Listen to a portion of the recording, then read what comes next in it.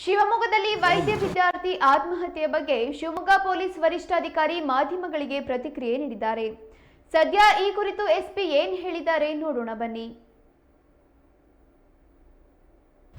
ದೊಡ್ಡಪೇಟೆ ಠಾಣಾ ವ್ಯಾಪ್ತಿಯಲ್ಲಿ ಬರುವ ಒಂದು ಸಿಮ್ಸ್ ಏನು ಆಸ್ಪತ್ರೆ ಇದೆ ಮತ್ತು ಟೀಚಿಂಗ್ ಕಾಲೇಜ್ ಇದೆ, ಅಲ್ಲಿ ಸಂದೀಪ್ ರಾಜ್ ಅನ್ನೋ 27 ವರ್ಷದ ಡಾಕ್ಟರ್ ಅವರು PG ಮಾಡ್ತಾಯಿದ್ರು ರೇಡಿಯಾಲಜಿಯಲ್ಲಿ.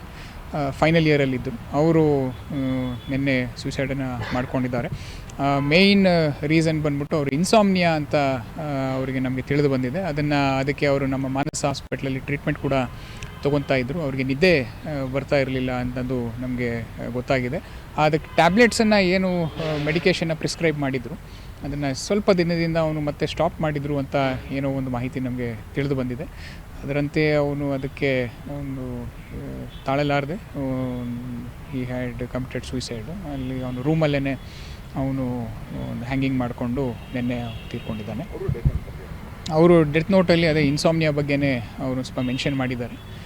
ಅದ್ರ ಜೊತೆಗೆ ಅವ್ರ ತಂದೆ ತಾಯಿನ ಅವ್ರಿಗೆ ಕ್ಷಮೆ ಕೇಳ್ತಾ ಅವ್ರನ್ನ ಯಾರು ಫ್ಯಾಮಿಲಿ ಮೆಂಬರ್ಸ್ ಎಲ್ಲನೂ ಚೆನ್ನಾಗಿ ನೋಡ್ಕೊಳ್ಳಿ ಅಂತ ಹೇಳಿ ಅವರು ತಮ್ಮ ಪ್ರಾಣವನ್ನು ಬಿಟ್ಟಿದ್ದಾರೆ. ದೊಡ್ಡಪೇಟೆ ಠಾಣಾ ವ್ಯಾಪ್ತಿಯಲ್ಲಿ ಬರುವ ಒಂದು ಸಿಮ್ಸ್ ಏನು ಆಸ್ಪತ್ರೆ ಇದೆ,